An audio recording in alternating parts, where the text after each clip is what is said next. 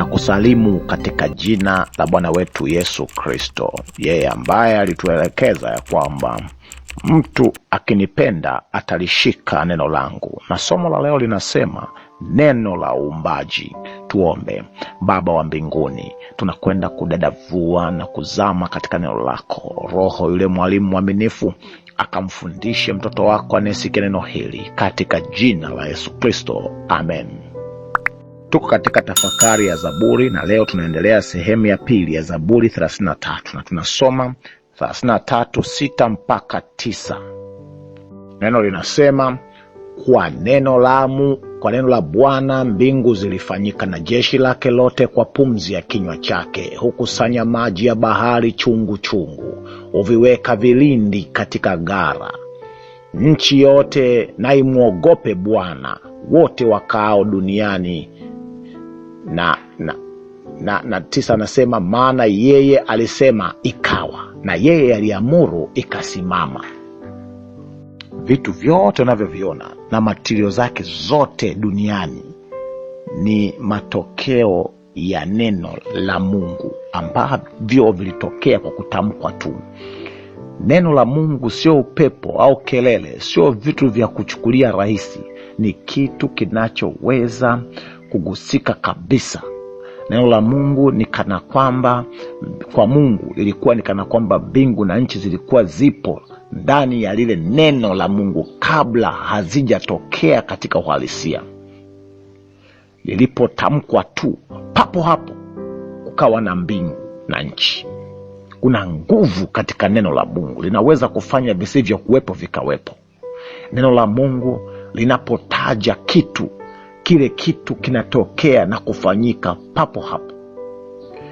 Kumbuka aliposema na iwe nuru, papo hapo nuru ikatokea. Kumbuka alivyomwambia mtoto wa mkuu wa sinagogi Jairo, talitha kumi, hapo hapo, yani maana yake mtoto amka, hapo hapo akaamka. Unakumbuka pale Naini alipomwambia yule mtoto efatha, funguka, mtoto akafunguka hapo hapo. Imani yako imekuponya, akapona hapo hapo. Upepo tulia, upepo katulia. Lazaro amka, Lazaro akaamka. Nataka nikwambie, neno la Mungu lina nguvu ya kufanya vitu visivyo kuwepo vikawepo kana kwamba vikuwepo. Maisha yako yazungukwe na neno la Mungu, yatakuwa na nguvu. Utakuwa ya kulia tena. Kwa mamlaka ya neno la Mungu litafanya mambo ambayo hayakuwepo yakawepo. Warumi 4:17. Sehemu ya chini pale inasema, mwenye kuwahuisha wafu atakaye ayatajae yale yasiyokuwako kana kwamba yamekuwako. Mwenye kuhuisha wafu ambaye anayataja mambo ambayo hayapo kana kwamba yapo. Na hii ndio imani, kuwa na hakika na kitu kisichokuwepo kana kwamba kipo. Kwa sababu anayetaja ni Mungu, kwa sababu unayelitaja hilo neno ni la Mungu, lazima liweko. Ukisema la kwako ni uongo, sababu neno la mtu haliwezi likafanya vitu vikawako. La Mungu lina uwezo kufanya kisichokuwepo kwenye maisha yako kikawepo. Kwa nini usilitumie neno sasa kutaja haja zako ili Bwana akupatie? Alifanya lile neno lisilokuwako vitu visivyowako vikawako. Bwana na akutendee. Kwa hiyo tufahamu ya kwamba kwa sababu ya nguvu iliyomo ndani ya neno la Mungu, maandiko matakatifu ya Biblia, vitabu 66 vilivyohakikiwa na kuonekana vinafaa kwa ajili ya matumizi ya kiroho. Neno la Mungu ni kila kitu kwa wanaomuamini. Kwao ni nguvu na faraja. Biblia ni maneno yenye nguvu ya huishayo, yafanyayo mambo yasiyokuwepo yakawepo. Kila andiko lenye pumzi ya Mungu, kila andiko lililovuviwa ambalo lipo katika maandiko matakatifu yote lafaa.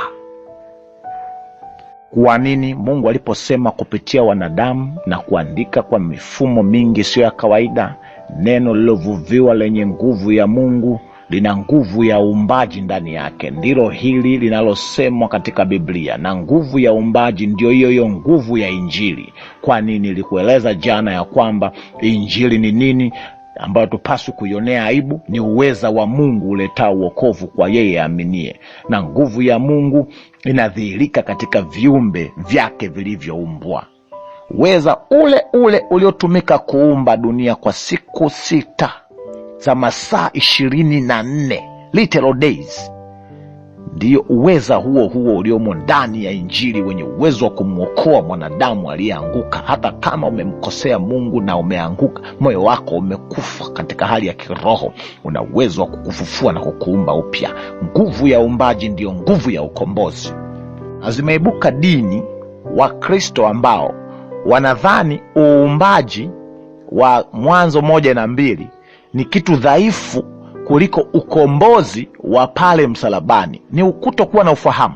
Lakini ufahamu wa neno la Mungu, aliyekuumba katika mwanzo kisha akakwambia kumbuka hilo zoezi lote, ikumbuke siku ya Sabato na kuitakasa, ukukumbuka yale matukio yaliyotokea katika kitabu kile cha Mwanzo, siku ya uumbaji, ndiye huyo ambaye anakuumba tena upya kwa nguvu ile ile ya Injili, uwezo wa Mungu leta wokovu kupitia msalaba wa Kalvari. Kwa hiyo uumbaji na ukombozi ni vitu vyenye uzito sawa. Ndio maana sasa umeibuka watu wanachakachua, wanasema Sabato sasa tunaihamishia Jumapili, maana Jumapili ni ukombozi. Ukombozi ni kitu kingine na uumbaji ni kitu kingine. Huu ni matokeo ya kazi ya Ibilisi. Ngoja nikukumbushe, soma Zaburi ya 51 mstari wa 10. Mungu, uniumbie moyo safi, uifanye upya roho iliyotulia ndani yangu. Kwa hiyo anachokufanyia kupitia nguvu na uweza wa Roho Mtakatifu ndani ya moyo wako, kukuua utu wa kale na kukufanya utembee katika roho, kuacha kutembea katika mwili. Hiyo process ni uumbaji, creation, creating me a new heart, a new spirit. Anasema na Daudi, huyu mwandishi wa Zaburi hii, ya kwamba Mungu ana uwezo wa kukuumbia. Ni uumbaji huo. Kilichofanyika msalabani ni uumbaji, na ndicho ambacho kilifanyika mwanzo. Nguvu hiyo hiyo, power balance. Kwa hiyo ni shetani ambaye anataka kurubuni watu wapuuze uumbaji, wafikiri ukombozi ni kitu kingine. Sasa mtumishi, mbona unatumia tu Agano la Kale? Agano Jipya haya mambo sio uumbaji. Nataka nikutie moyo na Wakorinto wa 2:5 mstari wa 17, anasema tazama, hata imekuwa mtu akiwa ndani ya Kristo amekuwa kiumbe kipya, ya kale yamepita, tazama yamekuwa mapya.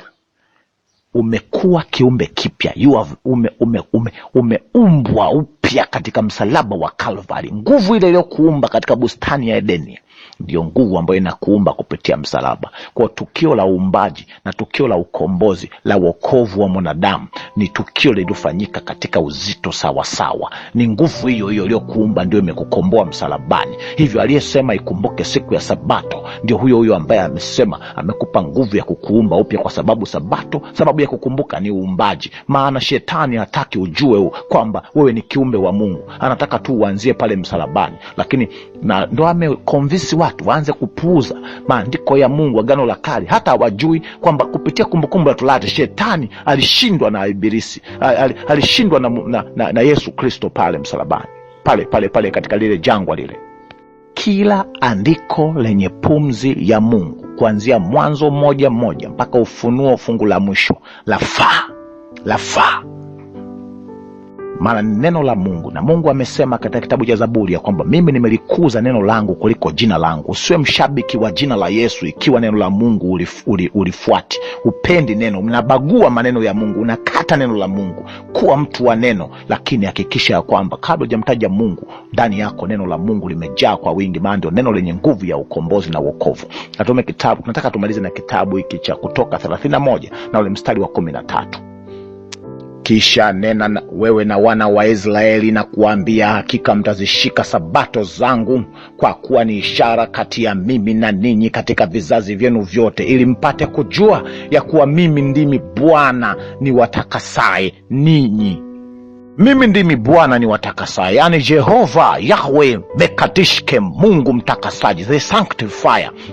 Wanapokutakasa, utakaso uliofunguliwa katika msalaba wa Kalvari nao ni kigezo cha kuikumbuka siku ya Sabato, tupate kujua kwamba ndiye Mungu aliyetutakasa, kututoa uchafu wote na kutufanya kwa watu wenye kufaa. Kwa hiyo ninakutia moyo, mtoto wa Mungu, kuwa mtu wa neno kuanzia sasa. Fuata neno, usifuate maneno ya watu. Mungu unasema, Mungu nisaidie niwe mtu wa neno, niweze kufanyika upya, pia niumbe tena. Mungu akubariki na akupe kwa jina Yesu.